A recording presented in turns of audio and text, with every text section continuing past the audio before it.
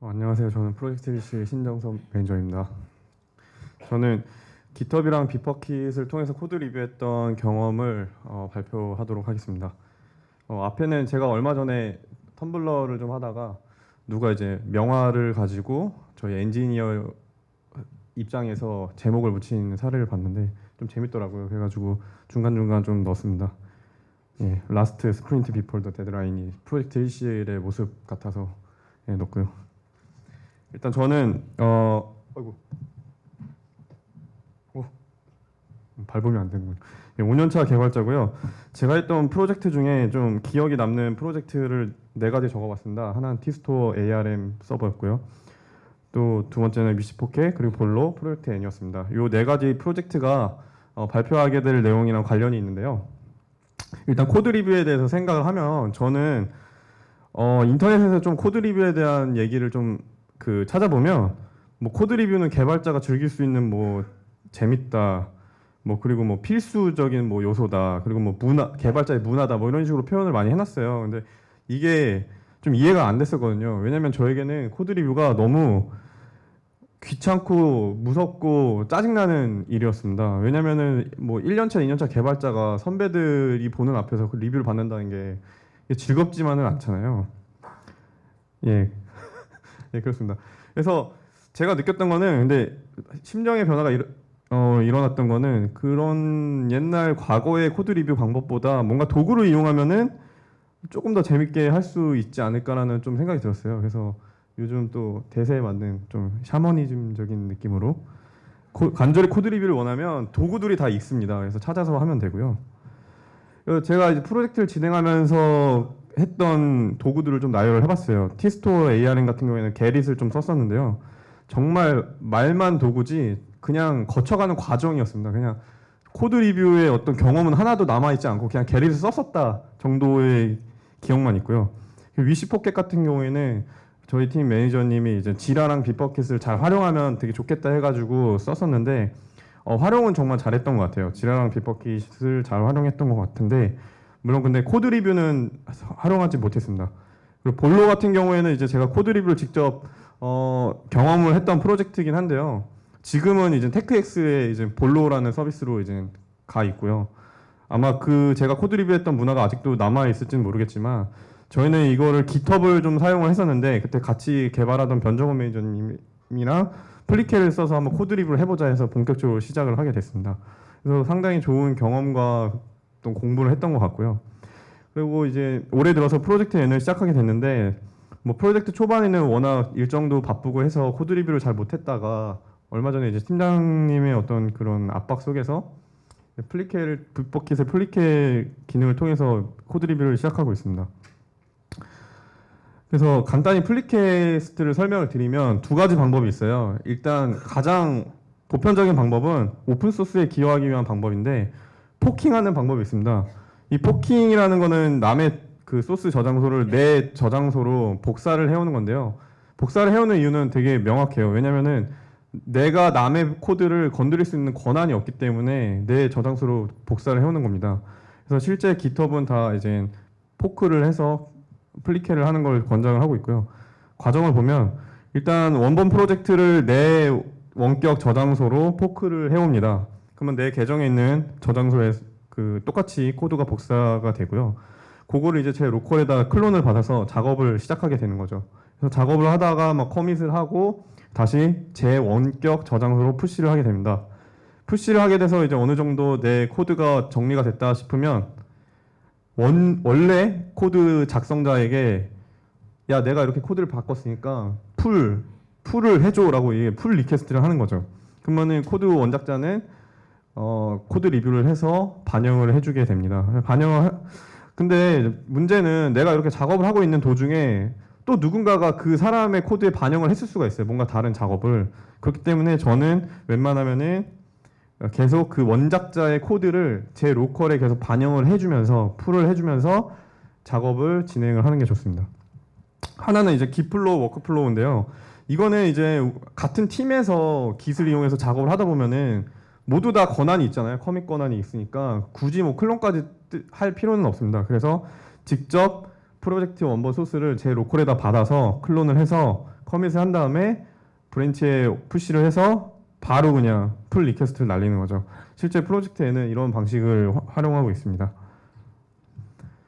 그래서 도구를 활용하다 보니 좋은 점은 제가 옛날에 어떤 그 회사 좀 대기업에서 인턴을 해본 적이 있는데 인턴 과제를 코드 리뷰를 받은 적이 있어요.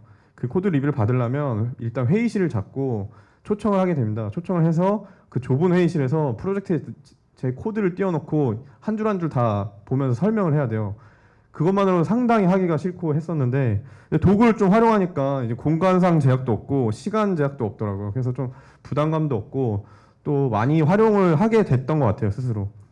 그래서 이제 본격적으로 이제 우리 회사는 지라랑 빗버킷을 지원을 해주고 있기 때문에 빗버킷 캡처 화면을 좀 찍어왔고요. 보면은 이제 원본 마우스가 어떻게 원본 그 프로젝트 빗버킷을 가보면은 왼쪽에 이제 플리케를 만드는 탭이 있습니다. 플리케 탭으로 가셔가지고 크리에이트 풀 리퀘스트를 만들게 되면 야 그러면은 너 어떤 브랜치에서 어떤 브랜치로 머지할 거야 라고 이제 셀렉션 하는 부분이 나오고요. 거기서 이제 저 같은 경우에는 이제 핫픽스에서 마스터로 이제 머지를 하려고 해 라면서 이제 플리케를 만들게 됩니다. 그러면은 그 컨티뉴를 누르면은 이제 그 플리케에 대한 제목 그리고 설명 그리고 리뷰어를 설정하게 돼요. 그래서 리뷰어는 뭐 한 명이 될 수도 있고 여러 명이 될 수도 있고요. 근데 여기서 가장 중요한 거는 이 플리케가 하나의 컨텍스트를 가지고 있기 때문에 이 플리케가 어떤 목적인지 꼭 제목과 설명을 자세히 적어줘야 된다는 겁니다. 그래야지 코드 리뷰어가 좀 더 편하겠죠. 근데 빗버킷 같은 경우에는 자동으로 그 최신 커밋 메시지 기준으로 이렇게 자동 완성을 해놓고 있어요. 근데 그대로 이제 크리에이트를 하는 거는 좀 나쁜 습관이고 좀 자세히 적는 거를 권장하고 있습니다. 그래서 그 다음 이제 플리케를 하게 되면 리뷰어는 이런 화면을 이제 보게 되는데요. 그러면 이제 왼쪽에는 코드 변경분이 발생한 그 파일들이 나오게 되고요. 오른쪽에는 이제 diff가 나오게 됩니다. 근데 이제 리뷰어도 그렇고 요청한 사람도 그렇고 파일 단위나 뭐 라인 단위로 코멘트를 다 달 수가 있어요. 코멘트를 통해서 리뷰를 이제 시작하게 되는 겁니다. 예, 예, 이거 모자이크 처리했습니다. 부끄러워서. 그래서 코멘트로 이제 간단히 질문과 답변을 하는 모습을 캡처를 했고요. 그 지금 호연 매니저님이 제 이제 널 체크 안 한 부분을 좀 지적을 하셔가지고 추가를 한 모습이에요. 근데 플리케는 커밋을 하면 계속 갱신이 되기 때문에 파일 diff가 저거는 이제 제가 이제 수정을 해서 커밋한 모습이겠죠. 예, 커밋 전에는 저 if 문이 아마 없었을 겁니다. 그래서 제가 이제 코드 리뷰를 하게 되면서 좀 어느 정도 알게 된 팁들을 좀 소개하려고 합니다. 예, 이 그림은 긴 머지를 했더니 1000개 충돌을 발견한 프로그래머라고 누가 다시 명명을 했더라고요.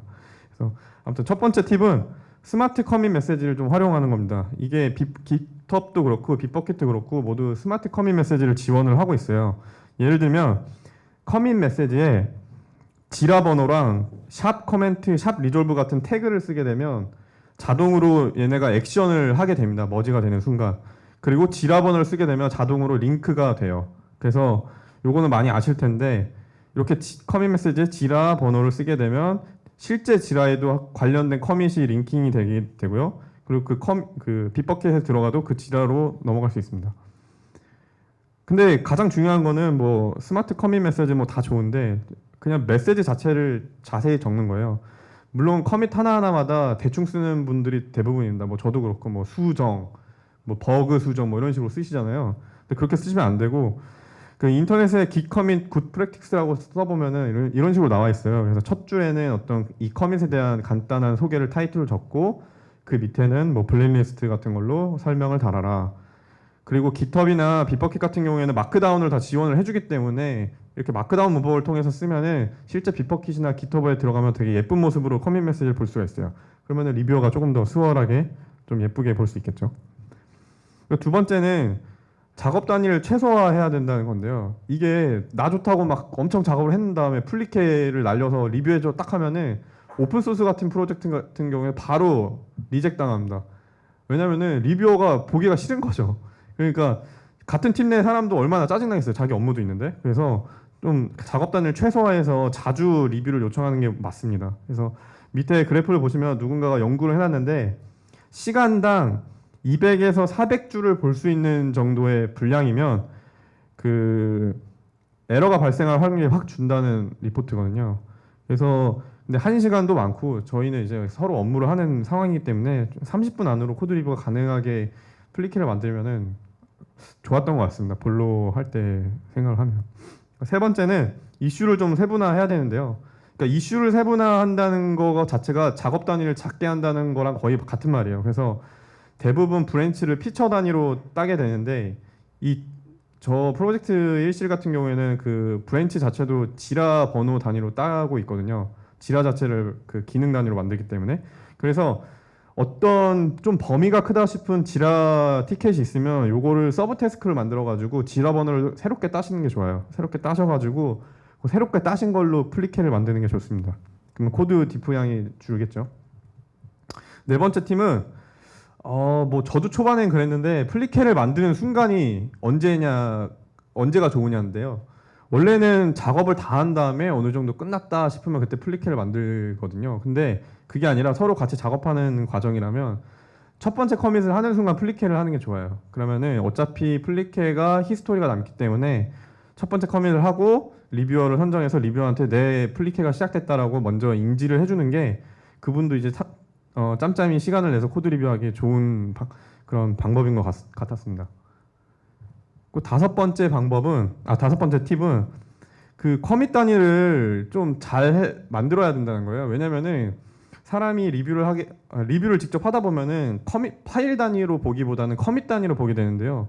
커밋에 뭐 잔뜩 뭐 이상한 컨텍스트가 섞여 있는 코드들이 섞여 있으면은 상당히 리뷰하기가 어려워요. 그래서 플리케를 하면서 그 요청하는 사람은 그 커밋 메시지를 좀 정리할 필요가 있어요. 그러려면은 커밋 그 P 옵션을 써가지고 이게 헝크라고 하는데 헝크 단위로 좀 모아서 커밋을 한다든지 그리고 나중에 최종 뭔가 플리케를 날릴 때는 리베이스를 통해 가지고 커밋 메시지도 한 번 더 다듬고 뭐 이런 식으로 하는 게 좋습니다. 근데 중요한 거는 리베이스 I 옵션을 쓰게 되면 내 원격 소스랑 달라지기 때문에 포킹하는 순간 그 푸시할 때 좀 강제로 푸시해야 되는 그런 번거로움이 있긴 있습니다.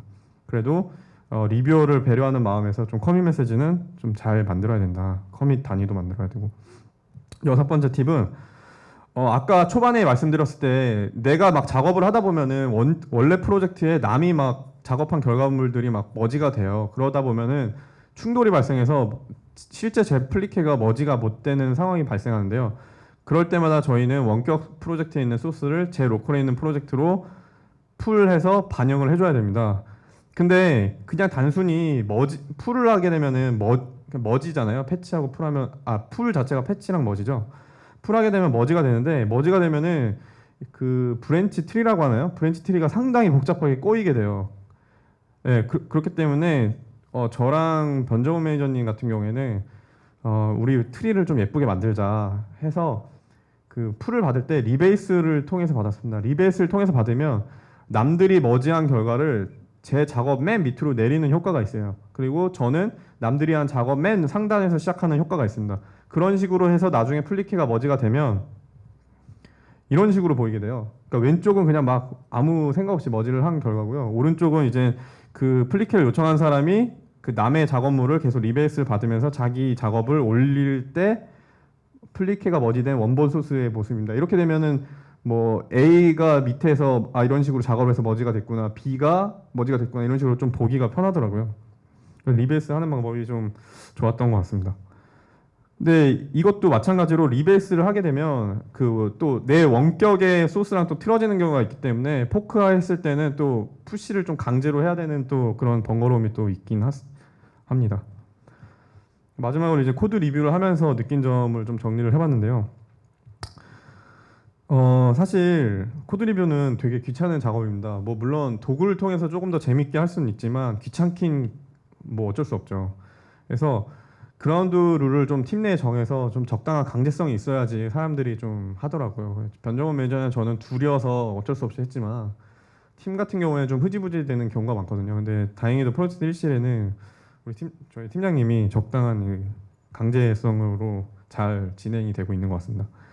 그리고 코드라는 게 제 코드도 어려운데 남의 코드 보는 게 상당히 어렵잖아요. 저 같은 경우에는 처음에 그 볼로를 하게 되면서 노드.js로 개발을 하게 됐는데 자바스크립트를 전혀 모르는 상황이었어요.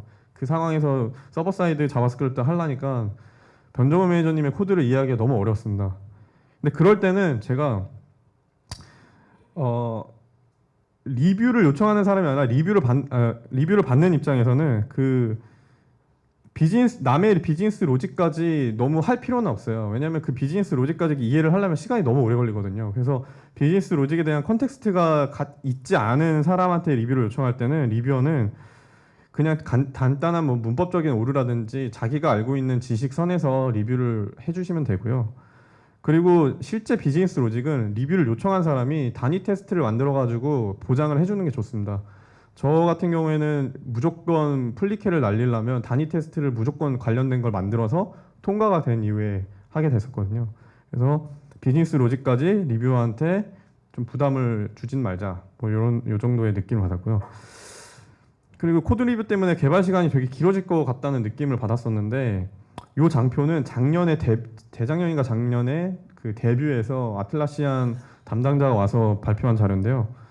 코드 리뷰가 처음에는 조금 오래 걸릴 수 있어도 시간이 지나고 익숙해지면 빨라진다라는 발표를 했더라고요. 근데 실제 제가 생각을 했을 때 볼로 같은 경우에도 초반엔 되게 어렵고 시간도 오래 걸리고 했었는데 나중에는 정말 그냥 깃허브에다가 코멘트 달고 단위 테스트 통과하는 것만으로도 머지가 됐었어요. 그래서 좀 익숙해지면 속도에는 전혀 영향이 없다. 개발 속도에는.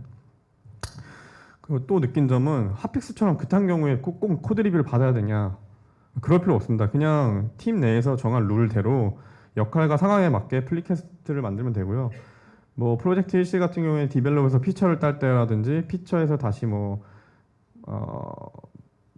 디벨롭에서 피처를 딸 때 플리케를 만들고 있긴 한데요. 굳이 뭐 핫픽스까지 뭐 코드 리뷰를 받아야 되나 뭐 이런 그거는 팀별로 상황별로 맞춰서 하면 될 것 같습니다. 그리고 또 느낀 점은 리뷰어를 정하는 게 상당히 어렵다는 건데요.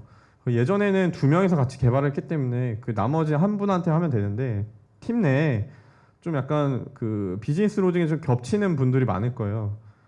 그런 경우에는 최대한 비즈니스 로직을 이해하고 있는 사람 모두에게 그냥 리뷰를 요청하시면 되고요. 그리고 업무 연관성이 가장 가까운 사람한테 요청을 하시면 됩니다. 저희 빗버키 설정에 가보면은 몇 명이 승인을 했을 때 머지를 할 수 있게 설정하는 부분이 있어요. 그래서 2명이든 4명이든 리뷰를 다 보내놓고 그 중에 한두 명이 이제 리뷰를 해서 컨펌을 해주시면 머지를 하면 되거든요.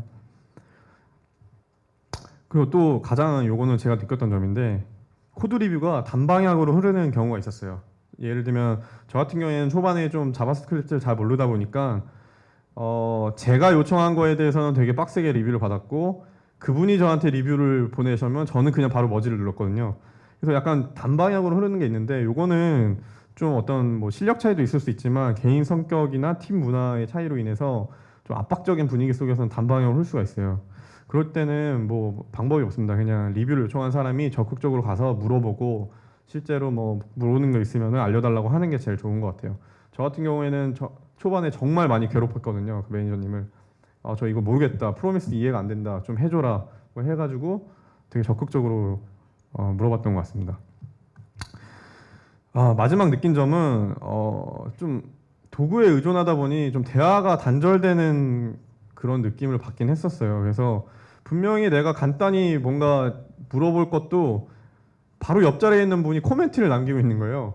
그래서 매니저님 이거 뭐예요? 라고 물어보면 되는데 서로 코멘트를 남기고 있던 거죠. 그걸 보면서 너무 대화가 단절된 거 아닌가라는 느낌을 받았어요. 그래서 코멘트는 간단한 질문과 안내 용도로 활용하는 게 좋고 직접 대화를 통해 서로 얼굴과 얼굴을 보면서 설명하는 것이 가장 좋은 것 같습니다. 마지막 글은 좀 코드 리뷰와는 다른 얘기인데 저희가 이게 뭔가 도구에 너무 의존을 하다 보면 그거를 너무 뭐 힙하다 뭐 핫하다 해서 잡으려고만 하지 이게 되게 나한테 팀으로 봤을 때 안 좋은 영향을 미칠 수 있다라는 걸 간과할 수 있다는 글이거든요. 그래서 코드 리뷰도 빗버킷을 활용하면 잘 할 수 있지만 또 너무 도구에만 의존해서 또 대화가 단절되고 너무 또 코멘트에만 단절되는 그런 리뷰는 안 하셨으면 좋겠습니다.